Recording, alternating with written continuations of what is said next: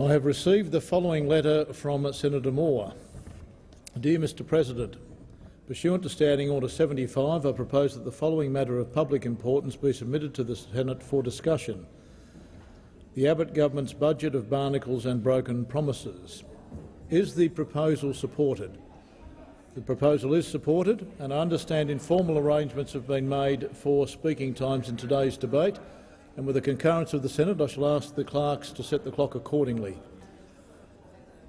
Senator Lyons. Thank you, Mr President. So I rise today to speak about the MPI, to talk about the Abbott government's barnacles and their budget of broken promises. And it's really the inconvenient truth. A promise broken is a broken promise. And despite the Abbott government's pathetic attempts to outright deny and lie they've broken promises, and despite their convoluted language calling cuts and broken promises something else, voting Australians know that the Abbott government has broken promise after promise and that it's made cuts to a range of government services. Voters know fact from fiction.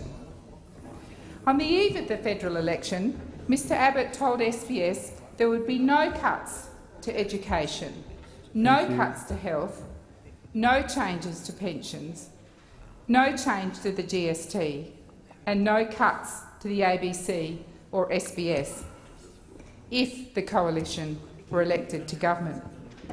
There were, of course, other pledges during the election campaign. Who could forget that wonderful outburst of "We're on a unity ticket" on Gonski? And now Australian kids will pay the price of that ripped-up unity ticket, as postcodes will continue to determine educational outcomes, not a fairer funding system.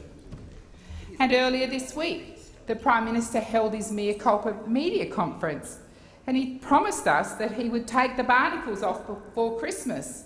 And despite the opposition, Labor, asking many questions here in the Senate, one of the barnacles, Senator Johnson, as the Minister for Defence, is still here.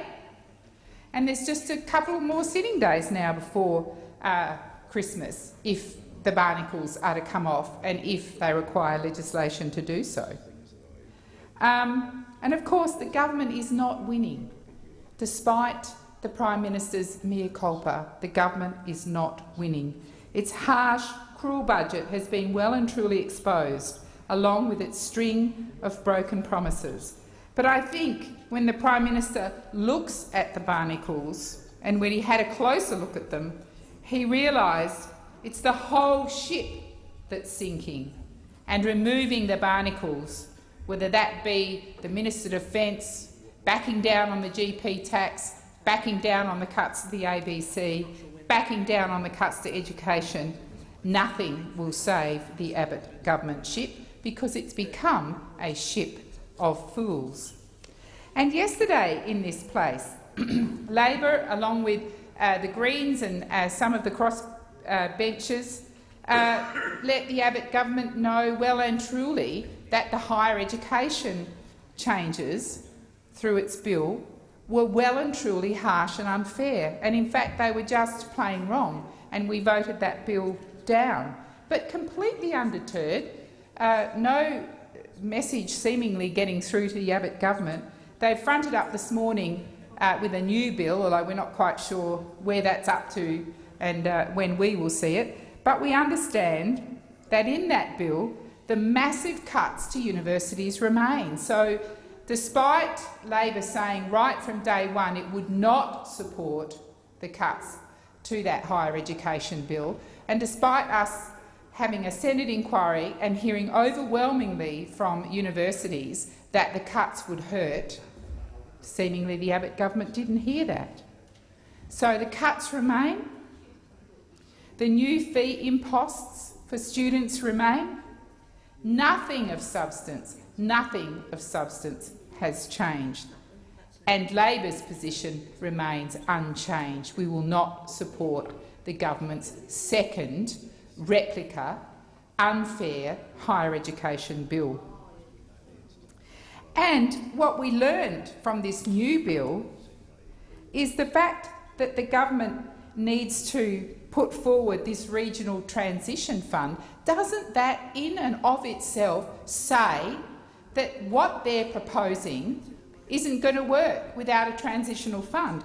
And we have heard in this place senator after senator and the ministers telling us that competition is good, making a market out of universities is good, and yet what have they now done? They've suddenly realised that if they want to go down this track, they have to stump up their regional universities, because regional universities, and in fact all universities except the Group of 8, told us they would not be able to survive without some sort of transitional fund. Only they didn't call it a transitional fund. Many of those universities told us they would need that additional funding from the federal government forever. And it was really quite a shock to me and an absolute blight on the system when the University of Newcastle told us, with the cuts being imposed by the federal government, that they simply could not recoup those cuts through their fees, through increasing fees. Could not do that. I mean, that is the Abbott government signing the death warrant of that university, that fine university in Newcastle, a regional university, and yet the Abbott government doesn't seem to care, somehow likes to kid itself that making universities into a market, making them compete, is somehow going to save them, when the evidence we heard at the Senate inquiry was quite contrary to that, with regional universities being very clear about their future, and it was a future that was uncertain, it was a future that they could not predict. So this nonsense of competition in the higher ed market has been exposed as that. And surely, if we've got to stump up taxpayers' dollars to take account of these harsh cuts, that says the government's plan for marketisation doesn't work, just doesn't work. It's a failure right from the word go. And just now, the Universities of Australia have put out a media release. Now, I'm not sure if Universities of Australia strike me as a fairly savvy organisation. They're down here often lobbying. They certainly come and meet with Labor senators and Labor shadows and talk to us about their vision for universities into the future. Well, guess what they're saying, Mr Acting Deputy President? They're saying this bill doesn't quite get it right. I mean, bills are not playthings. It's not the government keeps putting up bill after bill until it gets it right. Voters of Australia demand the government get it right in the first instance. And here we have Universities Australia who, up until yesterday, the minister in here, Minister Payne,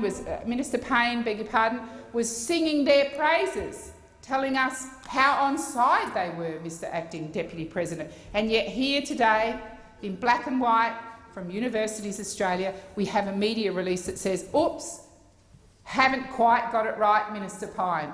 The 20% cuts are going to hurt us. So finally, whatever Kool-Aid the Universities Australia drank when the first bill was proposed has worn off. Whatever was in that Kool-Aid has worn off, because they are now starting to criticise the government's higher education bill by saying today, this doesn't get it right, this doesn't cop it. And the amount of money that's being put into a transitional fund that's for 3 years won't cut it either, because regional universities have said very clearly that the cuts are going to hurt them. So again, another broken promise from the Abbott government, another broken promise, no cuts to education, and yet we all know there's been a 20% cut to our universities. One of the other things that the Abbott government is quite good at doing, again, I often wonder which universe they're in. They're obviously in some kind of parallel universe, because they don't live in the real world that I live in, that's for sure, because they like to invent new language for their cuts. Who remembers, you know, the increased tax on higher earners, which really nobody had an issue with. Nobody had an issue with. But it's not an increase in tax, it's a levy. It's a levy. We just use different language because we know that the Abbott government promised no increased taxes, so it kind of thinks, well, if we call it something else, people will just believe us. Well, of course they don't. We can all tell fact from fiction, and there's another fiction. And it's time, Mr Acting Deputy President, that the Abbott government realised that they are deeply unpopular because their budget is too harsh and cruel on everyday Australians. Thank you, Mr Acting Deputy President. Thank you,